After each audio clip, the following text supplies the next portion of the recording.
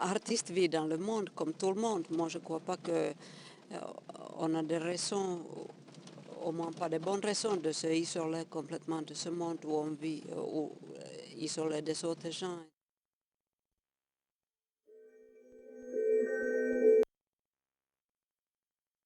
Parmi les sensations de plus heureux et plus complet dans mon enfance, je peux me rappeler les après-midi en février, en mars, où j'ai pris mes skis et je me suis lancée toute seule sur la glace de la mer. J'avais le soleil qui m'empêchait de voir vraiment au milieu de ce paysage complètement blanc. C'était une sensation totale avec la lumière, la neige, les reflets, le son des skis dans la neige. Un éblouissement total.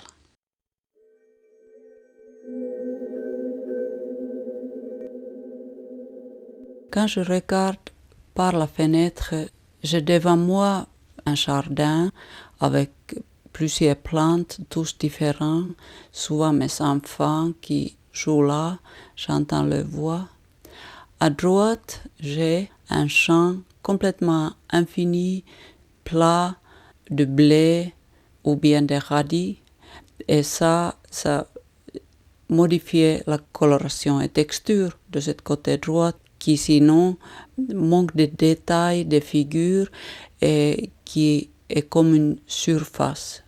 Ce paysage inspire mes pensées complètement abstraites, mes idées musicaux, la manière d'utiliser des matériaux, des figures, des couleurs différentes dans la musique.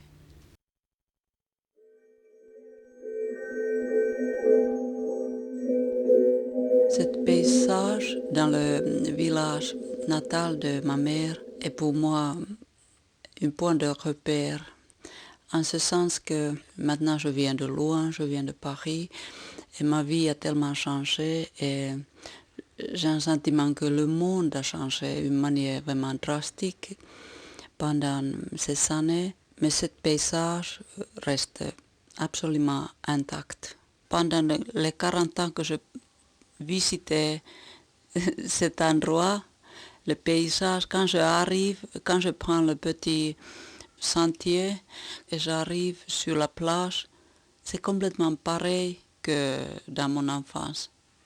Il n'y a pas une maison qui est construite quelque part, il n'y a pas de bois qui sont disparus. Ce paysage, en réalité, c'est toujours le pareil, comme dans mes mémoires.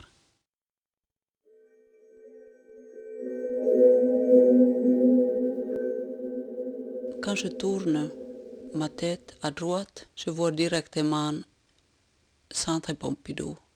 Et à ce moment, mon conscience culturelle s'éveille, s'inquiète et je deviens très consciente de mon travail, qu'est-ce que ça peut être, quelle est sa place dans notre société aujourd'hui et ça me stimule intellectuellement.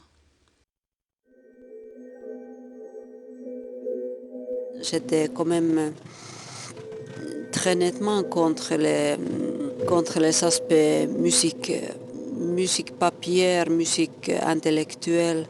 Et j'ai vraiment toujours mis en avant l'idée que ma musique c'est pour les oreilles et pas pour être lue.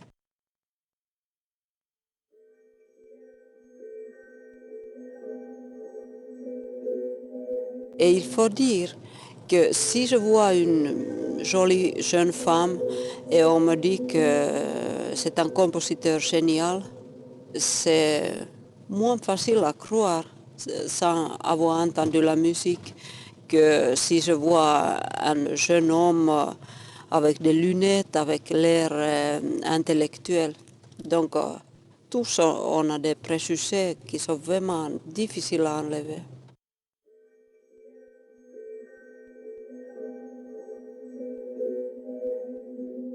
Maintenant, je ne change pas vraiment des idées où je ne compare pas vraiment les manières de travailler avec mes amis compositeurs.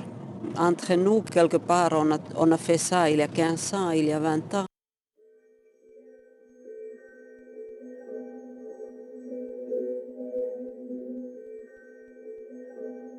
En fait, j'ai rendu compte que je suis quand même capable de dire des choses qui peuvent être aussi des choses importantes pour eux et aussi que c'est très intéressant de voir qu'est-ce qu'ils écrivent et comment ils essaient de réaliser leurs idées.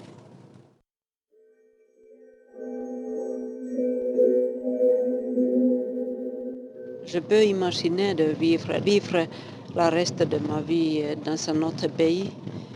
J'ai un sentiment que le plus important que j'ai besoin pour vivre ma vie, c'est dans ma tête maintenant. Quand j'ai habité en Allemagne pour faire mes études, j'ai commencé à visiter Paris pour les concerts. Et j'ai senti une correspondance qui m'intéressait. Et comme la plupart des touristes qui viennent à Paris, j'ai beaucoup aimé la ville, bien sûr.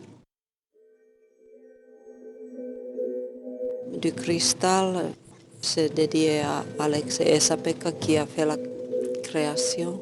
Et Château de l'âme, c'est dédié pour Alisa et Dawn Upshaw, la chanteuse.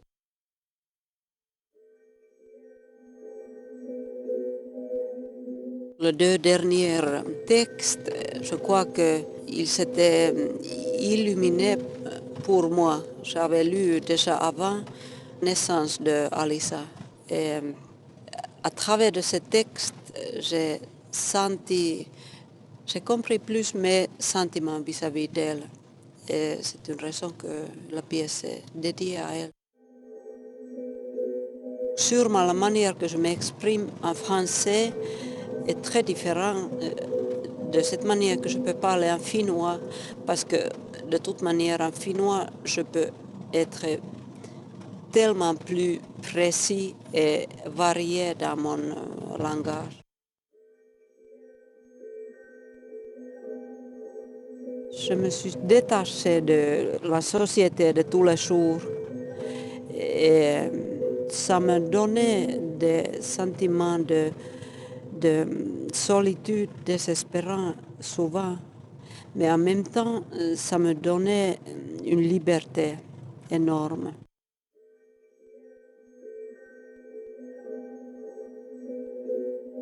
Le premier pouvoir pour faire des choix, des décisions qui devraient être des décisions morales, si on peut dire comme ça, maintenant, ils sont faits avec l'argent et pour l'argent.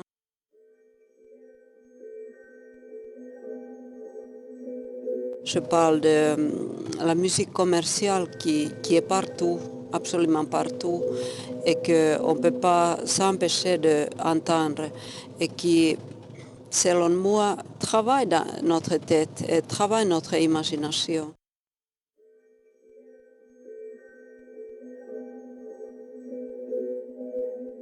Je crois que mon devoir est très honnête en ce sens et essayer vraiment de refléter moi comme je suis, personne, le temps que je vis et comment je le vis et quelle est mon expérience de ce temps, sans donner un pouvoir pour cet aspect commercial.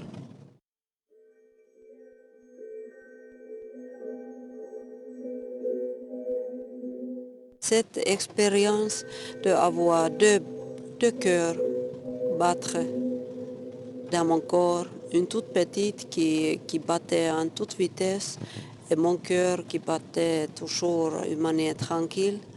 Et comment pendant ces mois que j'ai écrit la pièce, son cœur est grandi et commence à battre plus en plus lentement et comment juste avant son naissance, son cœur était grandi d'une telle manière qu'on avait presque le même battement.